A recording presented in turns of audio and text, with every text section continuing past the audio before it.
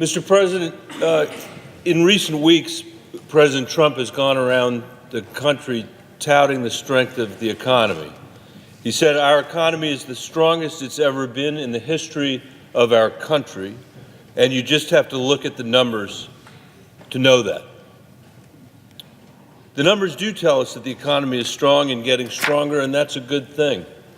But they also tell us that the economy has been strengthening since 2010 after President Obama acted to save us from another Great Depression and when some members of Congress wouldn't lift a finger to help him.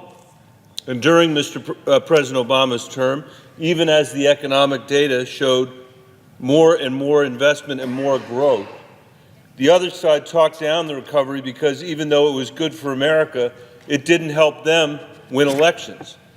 As a candidate, this was Donald Trump's specialty. He was a master at this. In September 2016, long into the recovery, he said, "This is the weakest so-called recovery since the Great Depression."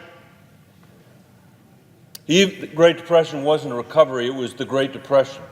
We were coming out of the Great Recession.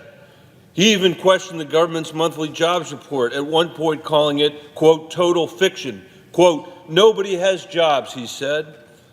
Quote, it is not a real economy, it's a phony set of numbers. They cooked the books, he said, of the government's reports. Don't believe those phony numbers, he said. When you hear 4.9 or 5% unemployment, the number's probably 28 or 29, as high as 35. I even heard, he said recently, 42%. He campaigned on that. Now, as president, Donald Trump's attitude has changed. This month he said, we have the strongest economy in the history of our nation. And those job reports that he criticized so readily under President Obama, it turns out he loves them now.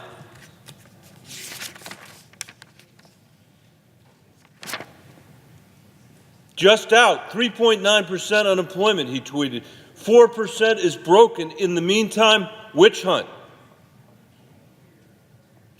If you only read the president's Twitter feed, which I don't recommend, you could be forgiven for believing that the economy was collapsing under President Obama, but is now roaring back under his administration. As usual, the truth is not nearly as partisan. If we ignore the hyperbole and exaggeration and review the actual history, the trends are clear. The economy was shrinking and shedding jobs when President Obama took office. He stepped in and made difficult decisions, and soon after the economy began growing, adding jobs and gaining strength, and it's continued under President Trump, I'm pleased to say. Let's look at the record. Last week, President Trump celebrated almost 4 million jobs created since the election.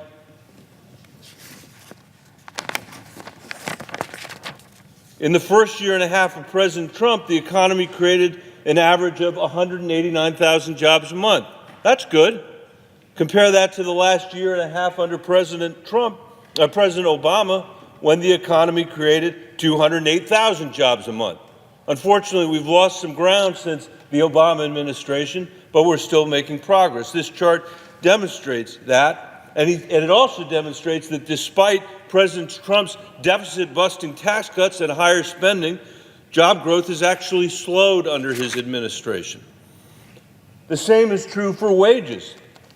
I don't take any pleasure in this, but as you can see here, Mr. President, average hourly earnings grew at a rate of 1.3% during the course of President Obama's last 18 months. They grew by 1.1% during President Trump's first 18 months. That growth has slowed. Last week, President Trump also said we have more people working today than at any point ever in history. That's true, but it has been true since May of 2014. In fact, the private sector has added jobs for 102 months straight, the longest streak on record, 80% of that streak during the Obama administration. So, as in other parts of life, when it comes to jobs, President Trump is once again coasting on his inheritance. President Trump has also said economic growth last quarter was 4.2%, and as you know, it was headed down big, he said. And it was a low number, he said, a very low number. It would have been, in my opinion, it would have been less than zero. It was heading to negative numbers. First, the economy did grow by 4.2% last quarter, but it grew by the same rate for several quarters in 2015 and 2016 under President Obama, and there is not a single economist who thought we were heading into negative numbers at the end of the Obama administration. In fact, when asked, a surrogate of the administration couldn't name a single economist to back up the president's claim. Most recently, on Monday, President Trump tweeted, "The GDP rate is higher than the unemployment rate for the first time in over 100 years. Even Fox News had to call him out on that one. They pointed out that since 1948, GDP growth has been higher than the unemployment rate 63 different times. This is not the first time. It's happened 63 times. The one thing that actually has happened for the first time during the course of this administration is that it is the first time in American history that the unemployment rate is falling and our deficit is going up. That has never happened before. It is hard to do that. The level of irresponsibility required to have an outcome where your unemployment is falling and your deficit is rising is unheard of in American history. The Congressional Budget Office just announced that the government spent $895 billion more than it took in over the past 11 months. That is a 33% increase in our deficit from last year. In 1 year, Fox News, 33%. It is a 53% increase in our deficit since the last year of the Obama administration just 2 years ago. And by the way, we still have a month to go in this year. So the deficit has increased under this Republican president, this Republican Senate, this Republican House majority by more than half since President Obama left office. By the way, and parenthetically, the last time unemployment was 3.9% was the year 2000, when we had a projected surplus of $5.6 trillion. That was at the end of the Clinton administration. This is all a far cry from candidate Donald Trump's promise to eliminate our debt over a period of 8 years, or his promise to provide great health care for a fraction of the price, where everyone's going to be taken care of better than they're taken care of now, or his promise to build the greatest infrastructure on the planet Earth, the roads and railways and airports of tomorrow. I haven't seen any tweets about that lately. I'll give him this. President Trump promised that he would be the greatest jobs president God ever created. And you know what?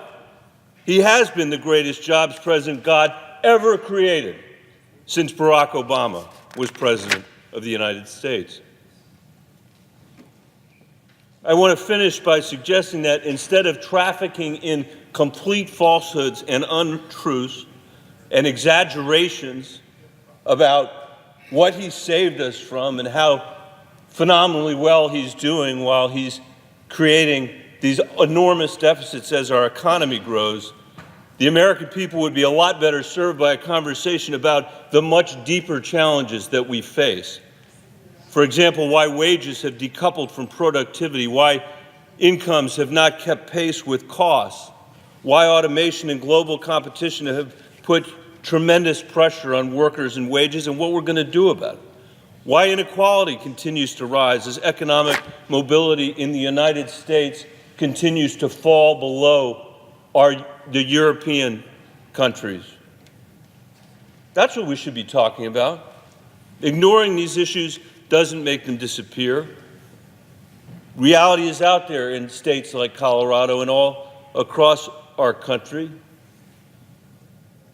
And our lack of mobility And our extraordinary inequality is bearing down on us, even if the president chooses to ignore it. For the sake of our children, we cannot. Mr. President, I yield the floor.